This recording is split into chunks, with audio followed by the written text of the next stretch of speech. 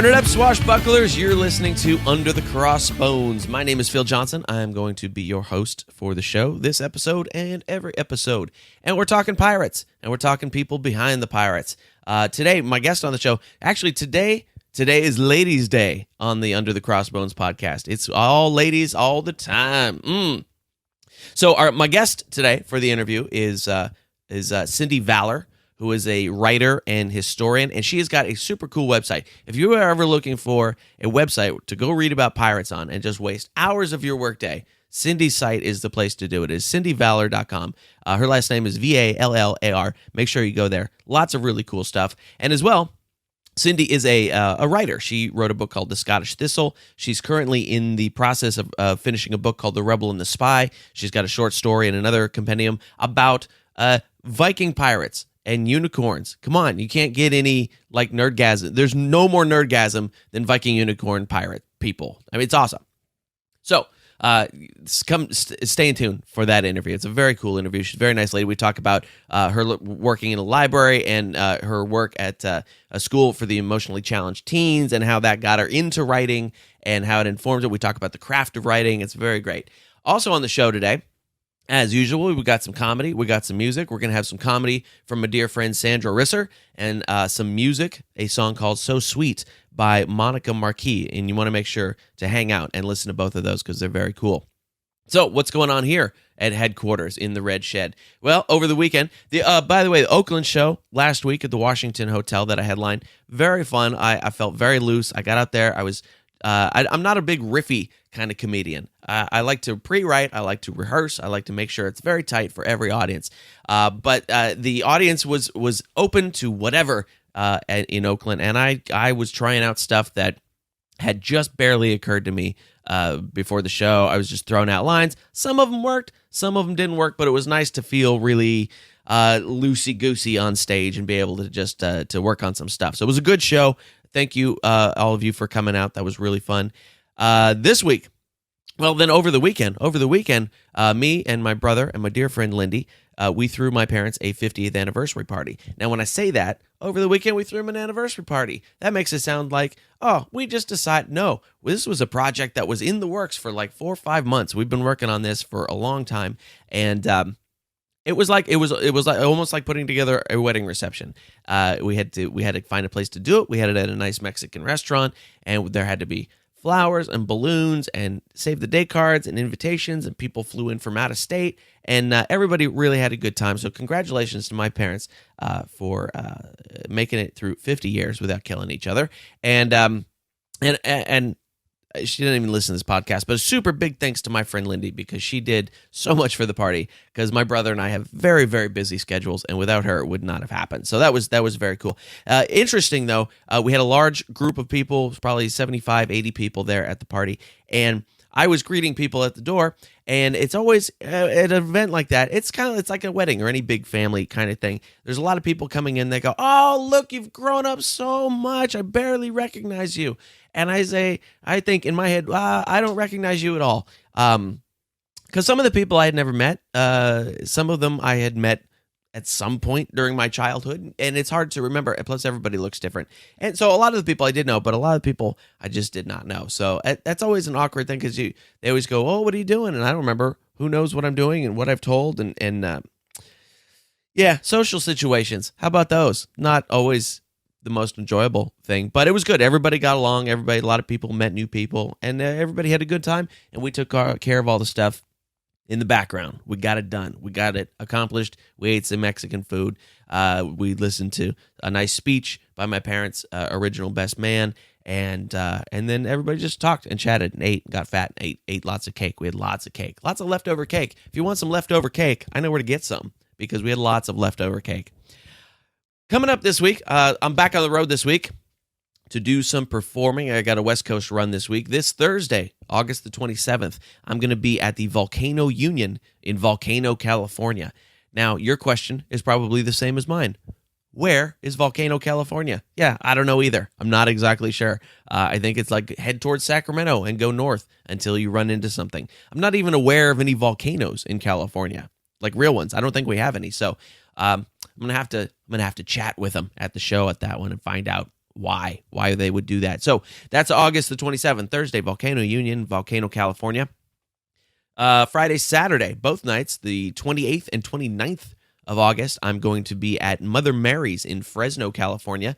Return engagement there. I did their little room about a month ago, and they said, that's super cool, and you have to come back and play the big room for 2 nights for more money, which I said yes to, because that's what I do. I make my living doing this. So, and then after that, that's Mother Mary's in Fresno, August 28th and 29th. And then Sunday, the 30th, I will be at the Chatterbox in Covina, California. And that is a different kind of show. That is a showcase show, as we call it. And that will have, probably 7 or 8 comics doing short sets, doing their best stuff, working out new things. I hear it's a really cool show. I've seen the list of comics they get. They get some very, very good people, considering it's Covina, California. They get all those LA folks out there to do some stuff. So if you're near Covina or Fresno or Volcano, if you're near Volcano, we need to talk. If you're near any of those places this week, I hope you'll come out. And be sure to subscribe to the podcast. Thank you for listening. The feedback has been great. It's been fun where the listenership is going up. You can subscribe at underthecrossbones.com. We will be on iTunes soon. We will. Why am I saying we?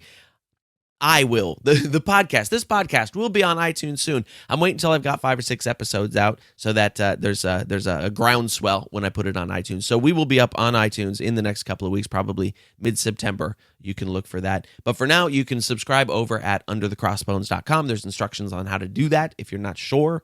And thank you for listening. Now, let's put a stop to me yapping, and we are going to get into my interview with Cindy Vallar. Here you go.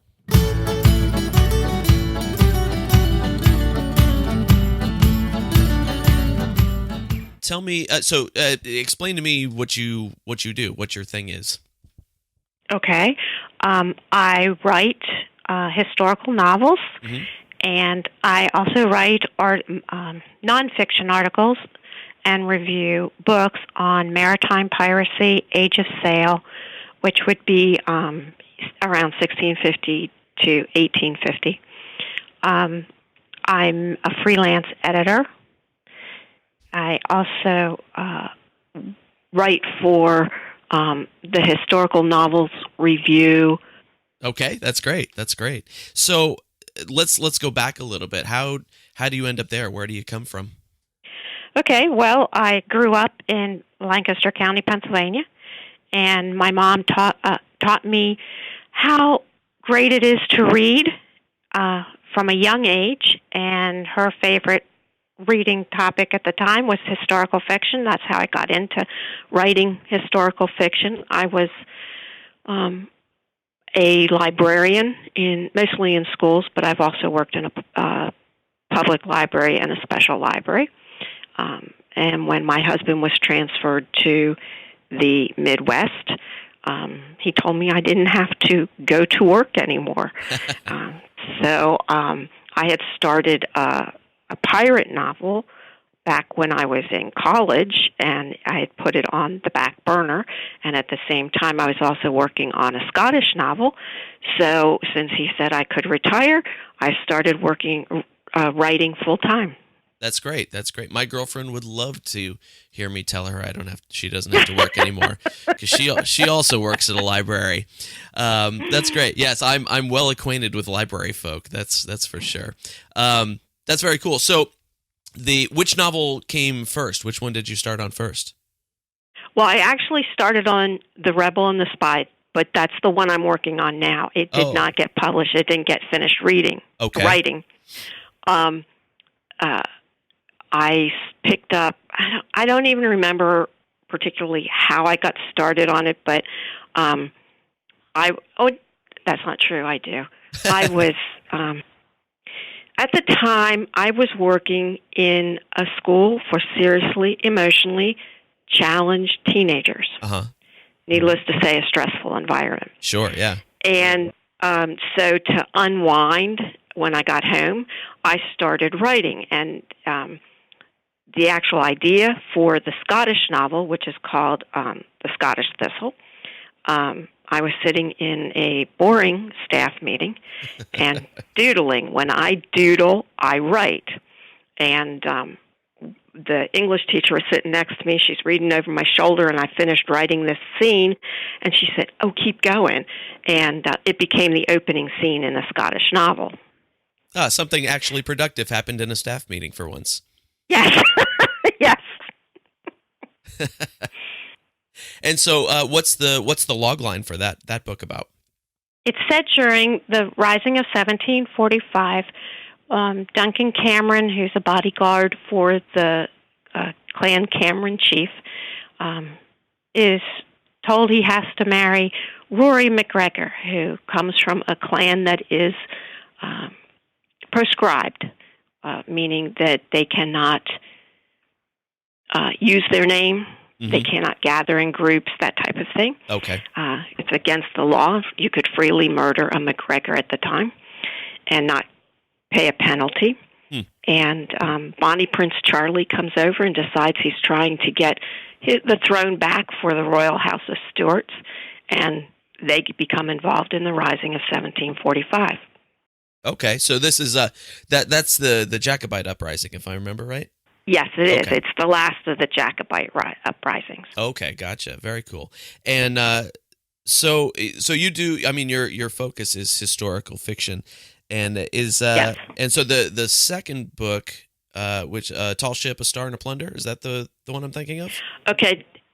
Yes, that's the. Actually, I just had a short story in that one. It's an anthology. Oh, I see. Of I think it's 24. 28, somewhere there, stories and poems, and they all have a pirate theme. The earliest happens to be mine. It's set during the Viking period, and goes all the way up into the future. Oh, all the way! Wow, that covers quite a bit of time and there. Yes, some are historical fiction, some are historical fantasy, some are steampunk, and some are pure science fiction. Oh, that's very cool. And so, when you're writing historical fiction, how much are you using the reality of a situation versus the standard trope? So if you're writing like pirate historical fiction, how much are you relying on peg legs and pirates versus what actually was the situation at the time? I keep it as true to history as I can possibly be. I don't. Yes, there were people who, for example, your example of the peg leg. Yes, there were people who were missing legs and used prostheses, but they're not. My pirates don't all have those things. I don't even think. Actually, I do have one, but he's a very minor character in the book. Because I always find historical fiction very interesting, where there's that line that you have to figure out of how far do you go into fiction and how closely do you keep it to the history part of it. And I always find that very intriguing about that art. Well, I do. Mine is very much true to history. In other words, my characters fit the time period, or at least I hope they do. They're not doing too modern of stuff in them or thinking. And my primary characters are always fictional. I might bring in real characters, but they are minor characters. Oh, I see. For example, in The Scottish Thistle, Duncan Cameron and Rory MacGregor are fictional characters. The real characters would be Lochiel, who is the Cameron chief at the time, Bonnie Prince Charlie, and a few others. Okay. In The Rebel and the Spy, which is my pirate novel, Andrew Jackson, Dolly Madison, Governor Claiborne, they would all be minor characters. My fictional protagonists are Lucas Burnett and Alex Yu, who is the sister, and it's a fictional sister, of Dominic Yu, who was one of Jean Lafitte's lieutenants. Oh, okay, interesting. So that is are we sort of set around the War of 1812 in that case? We are set in the War of 1812. It starts before the war begins, and eventually leads to the burning of Washington, Fort McHenry, and the Battle of New Orleans. Oh, fantastic. I actually just spoke with one of the founders of the New Orleans Pirate Week, and she has traced her ancestry back to one of Lafitte's crew during that War of 1812. It was real interesting to hear her description of it. Yeah, it was really interesting.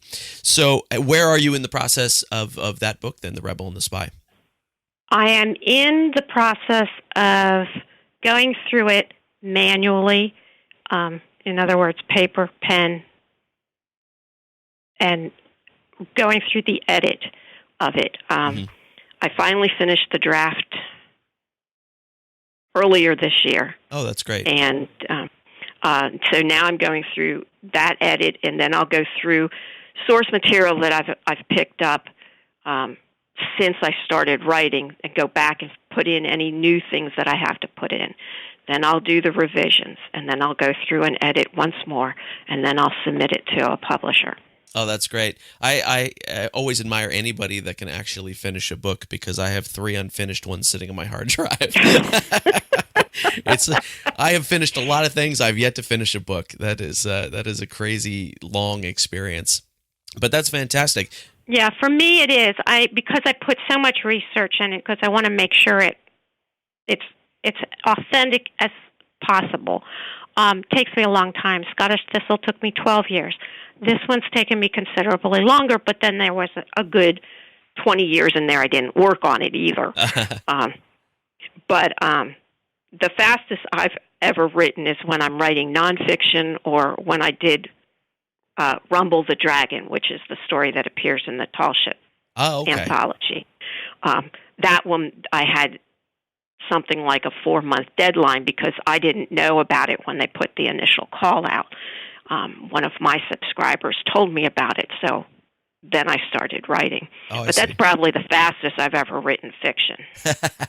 And so in that story, you were doing Viking pirates, which a lot of people don't ever think about, because everybody thinks about the Golden Age stuff. What drew you to writing about Viking pirates? Well, the anthology call was they didn't want just Caribbean Golden Age pirates. And while I enjoy pirates, I actually cover in Pirates and Privateers, which is my website. I cover ancient times all the way through present day pirates. And I've always been drawn to the Viking period, and Viking pertains more to the pirate period, not the Norse, which were the settlers, the Vikings who settled in the lands. And in doing the research on the company that was the publisher, I discovered that they publish fantasy and dark fantasy and science fiction, steampunk, and I thought, that's not what I write. So I'm going through the neighborhood doing my daily walk, and I'm thinking, well, what can I put in that would be a fantasy element? And that's how I came about dragons, because I like dragons. Okay. Except I didn't know a whole lot. That required some research, but it became a fascinating topic, and so I combined my dragons and my Vikings. In a pirate story, which is that's just nerd nirvana right there. Yes. Mm-hmm. That's fantastic. That's really great. Now, speaking of your research and your source material, your website is a treasure trove of such things. Thank you. I mean, I was on there this morning, and I was just like, oh man, I could spend hours on this website. And that's really great. How long have you been running your website? How long have you been writing that kind of stuff for? I started the website about the same time that Thistle came out, and that was probably around 2000, 2001. So I've been doing it ever since. The pirates part I've been writing, but the pirate part was not originally on my website. It was originally on Suite101.com, and they changed management and practices, and so I pulled everything off and put it on my own website and continued Pirates and Privateers over there. Okay, that's great. So, what do you have any favorite of your articles? Any favorite pirate stories? There are several that capture my attention more so than being favorite pirates. I mean, after all, pirates are criminals, you know. Right. But I find L'Olonnais, Jean-David, no, fascinating. I mean, he was a totally cruel person, and yet he was a very successful pirate until the Darien Indians decided he would make a good supper. But Alexander Escamelin, who was a pirate surgeon, I enjoyed learning about him. That's interesting. Didn't he he wrote a book like early on, didn't he? Yes, he wrote The Buccaneers of America. That's not what the original title was because it was written in Dutch. But it was published in the late 1600s. Oh, okay. And it serves as one of the primary resources that we use. Not everything is correct, and it helps if you get certain versions as opposed to the one was written by the English version of his name, which is John Escamelling. That version was not translated from the original Dutch, and there were things in it that resulted in a libel case against him and the publisher. And so there's some fallacies in there. Oh, interesting. Well, anytime there's translations, there's always going to be trouble like that. We've found that out over the years. I didn't realize he was a pirate surgeon, though. Yes. He came to the Caribbean as an indentured servant from France, and his master, whatever the man who bought his indenture, was a surgeon and taught him his trade, and then he joined Morgan. Sir Henry Morgan, before he was a sir, and was the surgeon for Morgan's fleet. Okay. That had to be, I can't even imagine doing surgery on a pirate ship. I mean, that had to be just like, I don't know what to do for you, pal. That leg is gone. You know, it's right. Mm-hmm. Well, see, that's just it. They just chopped it off. You didn't get any anesthesia. Right. Or anything like that. And back then, if you didn't have a surgeon, you got the carpenter because he had the same tools. That's horrible. That makes me hurt just thinking about it. It really does. And I mean, the whole science of surgery was so archaic back then anyway that I can't imagine that anybody who ended up on a pirate ship had much skills at all in that kind of region. Right. They were. It was rare to have an actual surgeon. They were very treasured, and I don't remember the surgeon's name anymore. But he was a member of Benjamin Hornigold's team. But he had been forced. It was not unusual to force a surgeon from a merchant ship. Sure. On. And eventually he was released, but then he got picked up by another pirate. And eventually he was finally released, but only after they found another surgeon. Surgeons were never, they were forced to join the crew, but they were never considered pirates per se, unless they wanted to be. There was only one recorded incident where an actual surgeon signed the Articles of Agreement. Oh, okay. And so did that keep them out of legal trouble as well on the other end of the spectrum? Well, he's the only one who didn't, he's the only one who was killed because he was a pirate. Oh, I see. Okay. So, interesting. So they could actually, because I know a lot of the men that were pressed into service, even if they were carpenters and that type of thing, they generally made them sign the articles, if I'm remembering correctly. Yes, they did. And if you could prove that you were forced, you were usually exonerated. But more often than not, you were still considered a pirate. Right, yeah. I always thought it was interesting because of the democratic nature of a pirate ship for the most part, or at least in what we know, why pressed sailors would not mutiny more often than it seems like they did. Well, I think... Do you mean the pirates, or do you mean the legitimate sailors? I mean the guys, the ones that were, captured, pressed into service, forced to sign the articles, are then, brought into essentially a democracy. Yeah. Right. Well, I think some of it has to do with there weren't a lot of sailors that were forced into the crew, and pirate ship is an overpopulated ship to begin with, because every time you take a ship, if you decide to keep it, you have to populate it with a new crew. Sure. So you have to have enough men there. Also, there's disease and there's fighting, all of which will result in killing people. So you have to have, like, if your normal crew is like 50 men, you might have 150, 200 men on board. Uh-huh. And so if 95% of them are pirates, it's very difficult to mutiny against that. There was one, Philip Ashton is one of the few men who absolutely refused to join the pirates, but he was a captive. He tried several times to escape, but it took him 5 years to successfully get away from the pirates. Yeah, and then he ended up on an island all by himself. I just read a whole book about him. It was very fascinating, very interesting. So, besides your writing and things like that, you also do speaking engagements around historical fiction writing?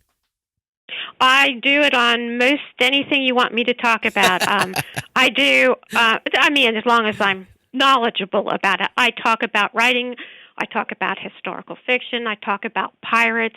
I talk about the Royal Navy. I talk about just any of the items that I do workshops on, because I do teach workshops online too. Uh-huh. And I talk about editing on a self-editing basis, the things that you should do before you try and submit just to polish a manuscript.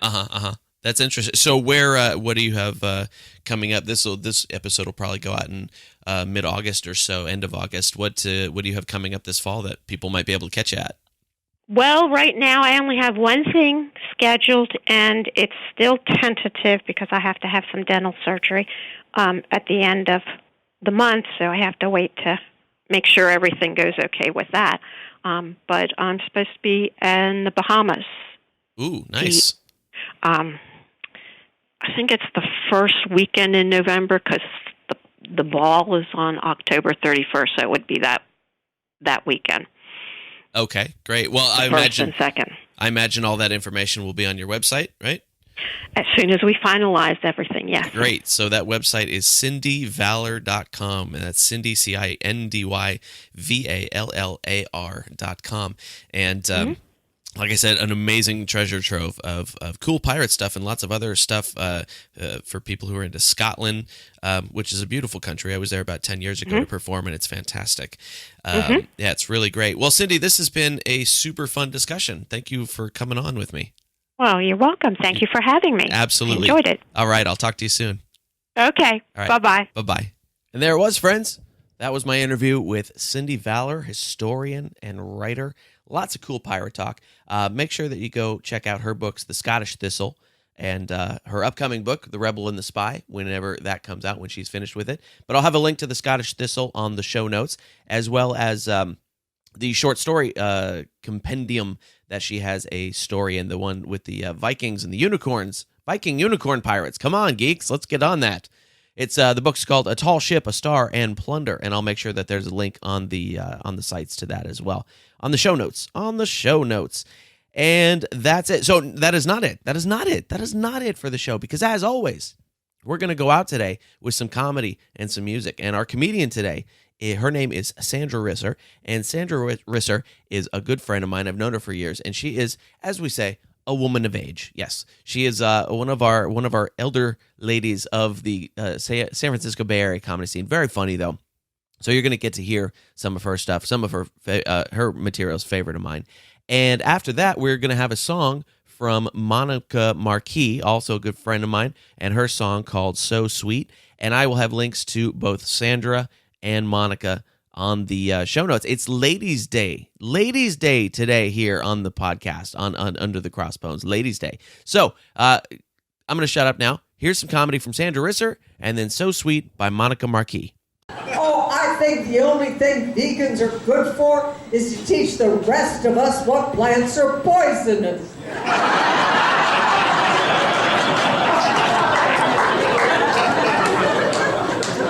Question: how can you tell if a person's a vegan? Don't worry, they'll tell you.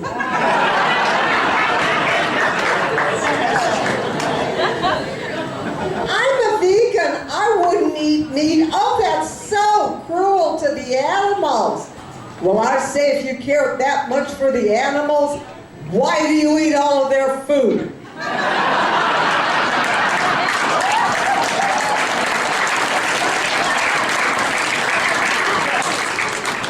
And besides that, vegans are bad for the environment because they eat beans. Yep, some of you know what happens when you eat beans. Gas. And methane gas contributes to global warming. Scientists now think that global warming is the leading cause of documentaries.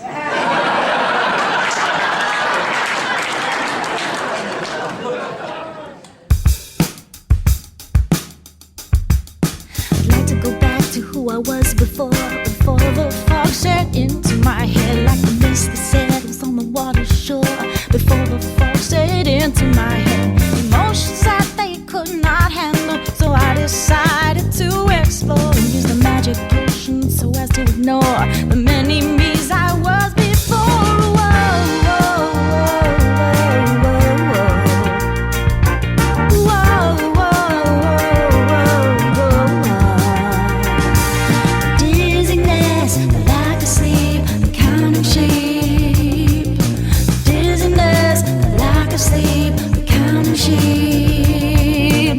So sweet, so be so sweet. What's the point in letting it go if it makes me oh so sweet, sweet, sweet? Well, is it so sweet? Is it so sweet? To be so sweet, to be so sweet. What's the point in letting it go if it makes me oh so sweet, sweet, sweet, sweet, sweet? Ocean does not set me free as I once believed so strongly. I swam too far from the water shore. Now I am blind, can't see much more. Wake again at 3 a.m. reminds me I must put to an end the sweetness that the potion brings, the darkness of the hidden things. Whoa, whoa, whoa, whoa, whoa, whoa, whoa, whoa,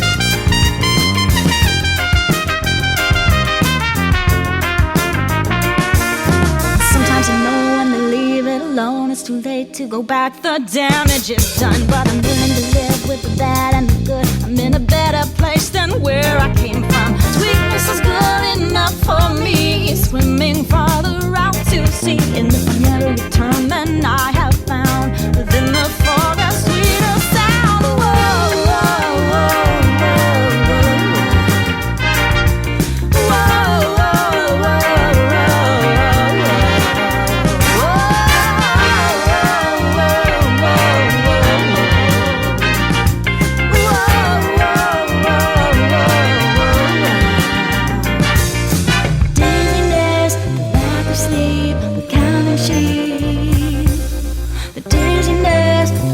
sleep, the counting sheep. The dizziness, the lack of sleep, the counting sheep.